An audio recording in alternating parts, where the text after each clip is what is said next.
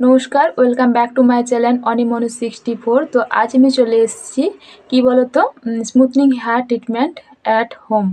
তো সেটাই আজকে আমি তোমাদের সঙ্গে শেয়ার করব। তো তোমরা থাম্বনেল দেখে দেখতে এসছো যে আজ আমি কি বলবো, কেমন করে তোমরা তোমাদের হেয়ারটাকে ঠিকঠাক রাখবে, সবটাই আমি তোমাদেরকে বলবো। তো প্রথমে আমি বলি, কেউ স্কিপ করো না। স্কিপ করলে কিছু বুঝতে পারবে না, আর স্কিপ করে গেলে তখন কোনো কিছু একটা মিস হয়ে গেলে তখন তোমাদের হেয়ারে এই প্রবলেম হবে। তো পুরো ভিডিওটা দেখতে থাকো স্কিপ না করে। তো চলো শুরু করা যাক। তো প্রথমে আমি বলবো যে যারা স্মুথনিং করিয়েছো, যারা এই নতুন নতুন স্মুথনিং করেছো, কেউ কেউ হয়তো 1 বছর হয়ে গেছে, 2 বছর হয়ে গেছে, তাদেরকে বলতে হবে না।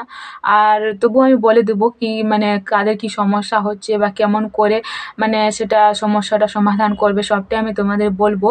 আর যারা করেছো, এই রিসেন্ট যারা করেছো, যারা করবে বলে ভাবছো, তারা অবশ্যই দেখো, তারপর তোমরা আর কি স্মুথনিং করাও, বা যারা করে ফেলেছো তারা এইভাবে চুলটা ট্রিটমেন্ট করো, দেখবে কোনো কিছু কিন্তু প্রবলেম হবে না, সবটাই আমি তোমাদের বলবো।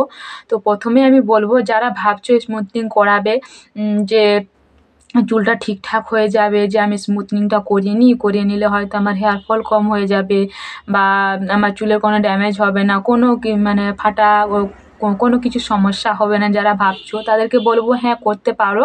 তো স্মুথিংটা যারা ভাবছো করবে বলে করে, তো তারা করিয়ে নিতে পারো। আর যারা করে ফেলেছো কিন্তু হেয়ারের প্রবলেম হচ্ছে, চুল বেঁকে যাচ্ছে, কিংবা যারা করাবে বলে ভাবছো যে স্মুথনিং করানোর পর যদি চুল বেঁকে যায়, বা চুলে যদি উকুন হয় বা ড্যান্ড্রফ হয়, বা আরও কিছু সমস্যা আছে, সেগুলো হয়তো পার্লারে গিয়ে হয়তো অনেকে ট্রিটমেন্ট করায়, কিন্তু অনেকের সময় থাকে না ট্রিটমেন্ট করানোর জন্য, পার্লারে যাওয়ার জন্য সময় থাকে না, হয়তো মাসে 6 মাসে একবার কেউ হয়তো সময় বের করে নিয়ে যায়, কেউ কেউ আবার 2-3 মাসেও যায়।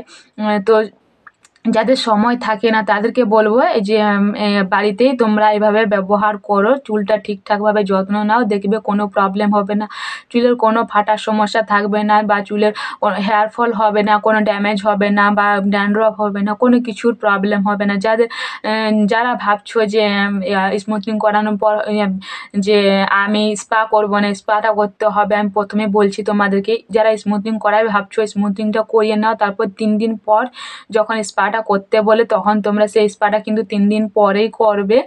আর অনেকের অনেককে দেখেছি স্মুথনিং করানোর পর ওরা 7 দিন পর স্পাটা করে, কিন্তু এটা কিন্তু 7 দিন পরে হয় না।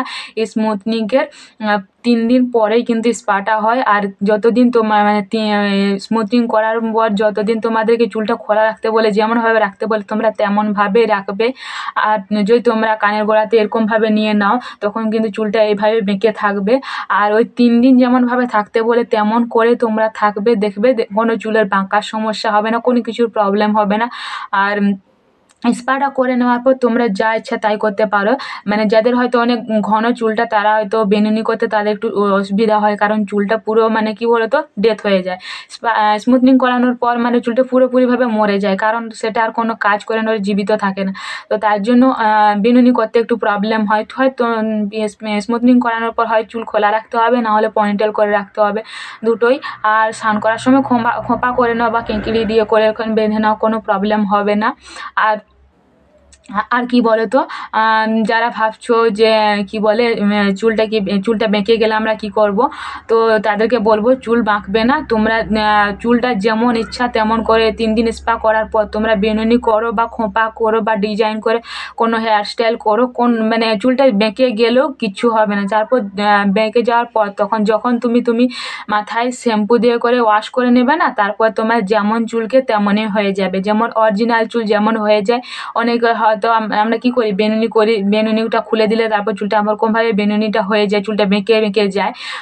তো তারপর কি বলো না, শ্যাম্পু করে নেওয়ার পর যার সোজা চুল তার সোজা হয়ে যায়, যার বাঁকা চুল তার বাঁকাই হয়ে যায়।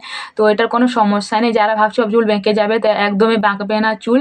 তো তোমরা নির্দ্বিধায় এই স্মুথনিং করাতে পারো। আর যারা ভাবছো বাঁকবে, ফাটবে, কোনো কিছুর সমস্যা হবে না। আর বাড়িতে থেকে যারা যাদের প্রবলেম হচ্ছে, যারা স্মুথনিং করে ফেলেছো, যে আমাদের চুল পুরো ড্রাই হয়ে যাচ্ছে, হেয়ার ফল হচ্ছে, এবং কি চুলটা পুরো ফেটে যাচ্ছে, তাদেরকে বলবো যে মাথায় তোমরা ভালো করে শ্যাম্পু করে কন্ডিশনার ব্যবহার করো। কন্ডিশনার ব্যবহারের পর তোমরা হালকা মানে 80% শুকনো হয়ে গেলে তারপর তোমরা সিরাম ব্যবহার করার পর চুলে চিরুনি করো। অনেকেই আবার চুলে চিরুনি করে না, 2 দিন 3 দিন পর করে। অনেকে ভাবে স্মুথনিং করানো আছে, আমার তো চুলে কোনো জট লাগবে না, তো চিরুনি না করলেও চলবে। তো ওটা যারা ভাবছো ভুল ভাবছো। আর এইসব চিরুনি না করলে কিন্তু হেয়ার ফল হবে, আর হেয়ার ফল হলে তখন বলবে হ্যাঁ আমার হেয়ার ফল হয়ে যাচ্ছে কেন।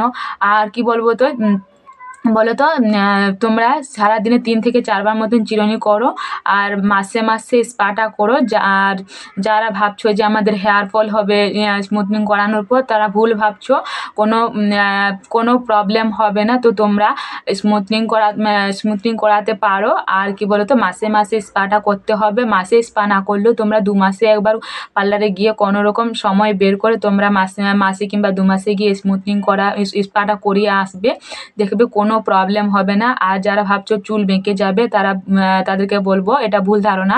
চুলের কোনো মানে বাঁকার সমস্যা হবে না। আর এখন আমি বলি চুলের তেল নেওয়ার কথা।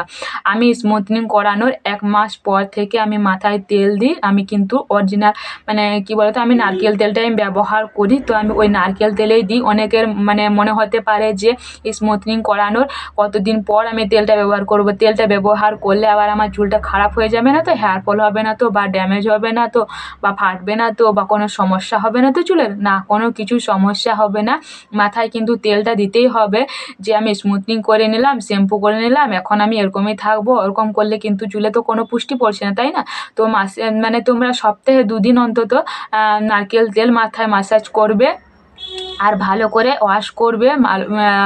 মাথায় ভালো করে শ্যাম্পু দিয়ে ওয়াশ করবে, কন্ডিশনার লাগাবে ভালো করে ধুয়ে করে। তারপর তোমরা 80% শুকনো হয়ে গেলে তারপর তোমরা সিরাম ব্যবহার করবে। সিরাম ব্যবহার করার পর তারপর তোমরা চুলটা ছেড়ে দিলে 2 দিন পর কিংবা 3 দিন পর তোমরা নারকেল তেল মাসাজ করবে মাথায়। তারপর তোমরা চুলটা ওয়াশ করে নেবে। এরকম সপ্তাহে তোমাদেরকে 2 দিন যদি তোমরা নারকেল তেল মাসাজ করো, দেখবে কোনো প্রবলেম হবে না। আর হ্যাঁ, মাসে কিন্তু গিয়ে করে স্পাটা অবশ্যই করতে হবে। স্পাটা কিন্তু মাথার আসল পুষ্টি খাদ্য আর কি। তো তোমরা ভেবো না যে আমি স্মুথনিং করে নিলাম, স্পাটা করতে হবে না। স্পা, কন্ডিশনার, সিরাম, তেল এবং মাসাজ সবটাই কিন্তু করতে হবে। আর একটা কথা কিন্তু অবশ্যই মাথায় রাখতে হবে, তোমরা কি দিয়ে চিরুনি করবে সেটা আমি তোমাদেরকে কিন্তু অবশ্যই কাঠের চিরুনি দিয়ে চিরুনি করতে হবে। কাঠের চিরুনি দিয়ে যদি তোমরা চিরুনি করো, দেখবে একটু কিন্তু হেয়ার ফল হবে না। আমি তোমাদেরকে দেখিয়ে দিচ্ছি।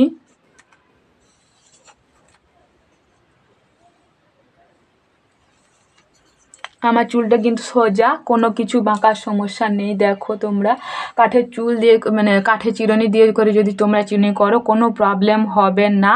তো তোমাদের সামনে আমি রেজাল্ট দেখিয়ে দিলাম, আমার কিন্তু কোনো সমস্যা হয়নি।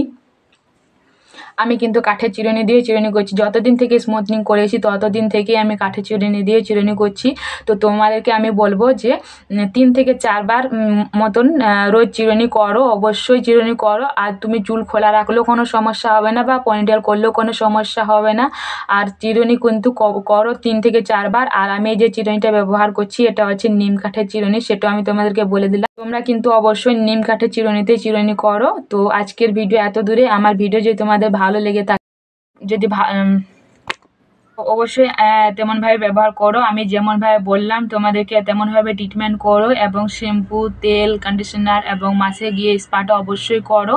আর কিন্তু রোজ কিন্তু তোমাদেরকে 3 থেকে 4 বার চিরুনি করতে হবে। দিলে চুলের কোনো সমস্যা হবে না, কোনো হেয়ার ফল হবে না, চুলে কোনো ড্যামেজ হবে না, চুলের কোনো কিছু প্রবলেম হবে না। তো তোমরা চোখ বন্ধ করে এই কাজগুলো শুধু করে যাও, দেখবে একদম হেয়ার ফল থেমে গেছে। তাদের 3-4টে হেয়ার ফল হতো না, তাদের 3 থেকে 4টো হেয়ার ফল হবে না। বড় যে সারাদিনে 3-4 বার চিরুনি করলে হয় 1 থেকে 2টো হেয়ার ফল হবে, এর থেকে বেশি হবে না। আমি যেমন বললাম তেমনভাবে যদি তোমরা আমার কথা মতন মেনে চলো, আর যদি কাজগুলো করো, দেখবে কোনো প্রবলেম হবে না। আর অবশ্যই তোমরা কিন্তু নিম কাঠের চিরুনি ব্যবহার করো। তো আজকের ভিডিও আমার এত দূরে। আর আমার ভিডিও যদি তোমাদের ভালো লেগে থাকে তাহলে প্লিজ লাইক করে, কমেন্ট করে, শেয়ার করে দিও অবশ্যই। আর যারা নতুন তাদেরকে বলবো প্লিজ সাবস্ক্রাইব করে দিও, আর আমার ভিডিওটা শেয়ার করে দিও, যাতে পাশের জনেরও আর কি সুবিধা হয়। সব কিছুটা দেখে শুনে তারপর তোমরা ব্যবহার করো। ওকে বন্ধুরা, সবাই ভালো থেকো, সুস্থ থেকো। ওকে বন্ধুরা, বাই বাই।